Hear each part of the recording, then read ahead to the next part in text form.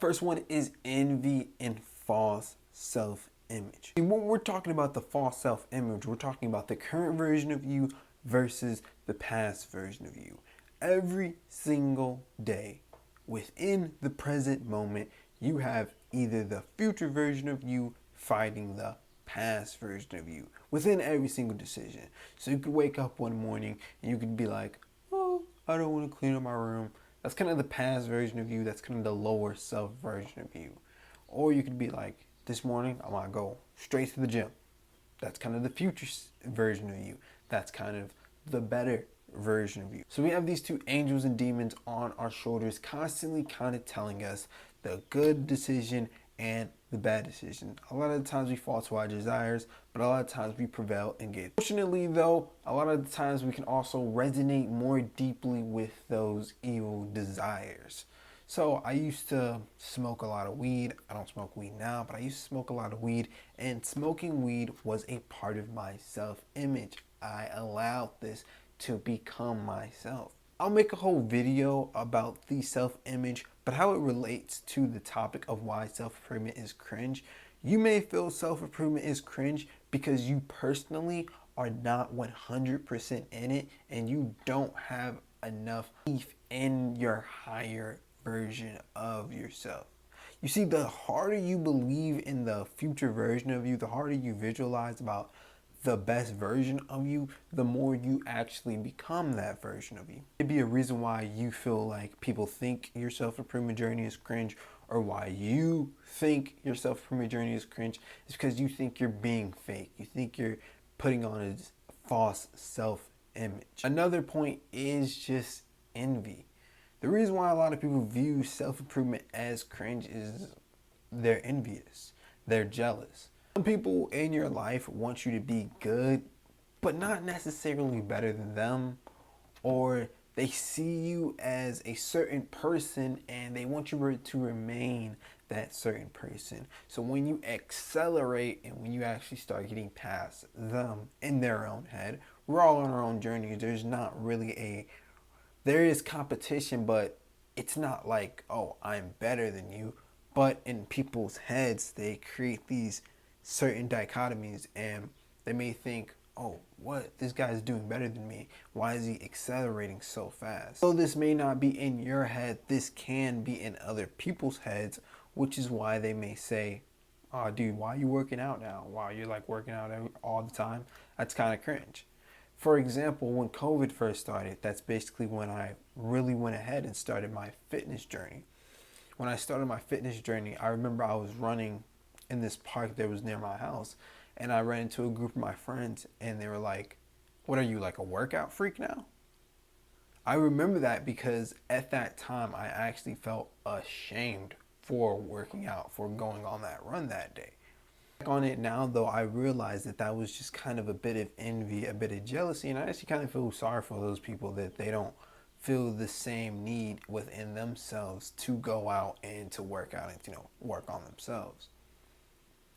But if you do have people in your life and you do resonate with what I just said, and you're like, that's kind of like this guy right here, I recommend 100% that you drop these people. Just drop them. If you have people in your life who are holding you back, then you must drop them if you want to get to those higher levels of self-actualization. I touched on this before, but the next point is that improvement is just simply not praised within society. Most people are not on their self-improvement journey. Most people are not on these corners of internet where you see Hamza, E-Man, and a lot of other self-improvement, Denmo, First Man. I can name 100 self-improvement creators. Although these guys have million subscribers and they got all this stuff, that's still only 1 million people. No fault. Of course, that's great one day. But, I pray that I reach those heights one day as well. But that's still only 1 million people. There's 7 billion people on the planet. Simply my point is that most people are not on their self-improvement journey. Most people don't give a damn about self-improvement. People go to their job, they work for the weekend, they go to the bar, repeat. Work for the weekend, go to the bar, repeat. Party here and now and then, go on vacations here now and then they die. They don't think to themselves, how can I improve myself every single day? This is why people don't like people like David Goggins. That's why a lot of people think David Goggins is cringe. A lot of people think Joe Rogan is cringe. A lot of people think that, Jordan Peterson, Andrew Tate, you can disagree with their opinions, of course. But a lot of people just don't like these individuals because they simply promote self-improvement.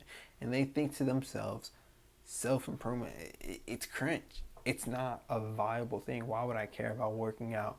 Oh, masturbation's good for you. Just these common opinions that you hear on the internet. Improvement is just not praised in society, and it's something you have to come to the conclusion with, and it's something that you. Now, my last point is about you, right? We talked about society, and we talked about friends, and we talked about friends and family commonly, but what about us? What about the individual? Are you actually making progress in your life?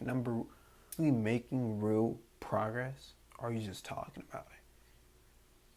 That could be a reason why people could think self-improvement is cringe, because it is true that a lot of people talk about going to the gym, talk about making that business, talk about making, that YouTube channel, talk about they're big talkers, but they just don't take a lot of action. And that's a common thing that people who are in self-improvement do. We do talk a lot. I talk a lot,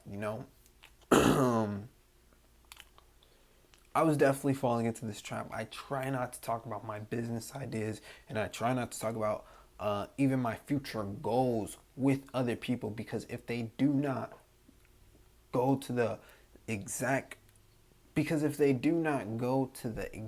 plan that maybe they might have in their ideas, then they might think, oh, you actually didn't say and do what you were set out to do. This is why I talk often about keeping your goals on the low, or keeping them to yourself, or only telling them this is why I talk often about keeping your goals to yourself. This is why I talk often about keeping your goals to yourself, because when you're talking and you're telling everyone about your goals, and your goal doesn't go according to plan, which that's life, sometimes that happens, those people may see you in a slightly different light, in a slightly weaker light. Another reason why people may think self-improvement is cringe, or you may feel as if self-improvement is cringe, is that you aren't keeping it real. You gotta keep it real. I try to keep it 100% real, 100% authentic. I am not a millionaire at this time, right now. No, I don't have a bunch of money. I'm not a millionaire. I still work a 9-to-5 job. I still live with my parents. I'm moving out soon. But I'm still on my grind. I do what I got to do every day. But I'm not at this super crazy high. I'm not no Hamza. I'm not none of these people. I'm not at least at their height yet. I'm still on my grind. I'm still doing my thing.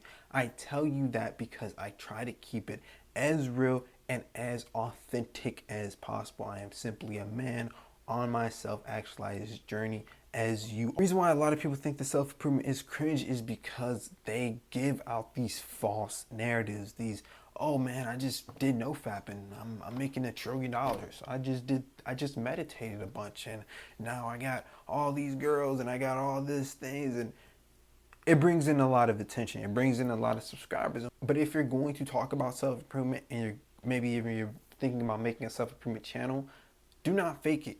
Keep it 100% real and authentic, because what that does when you do fake it is that it harms the genre and takes people off self-improvement in general, and more importantly, makes people think that self-improvement is inevitably cringe. But that's all I got for this video. Much love to you. Daily videos. I'm out.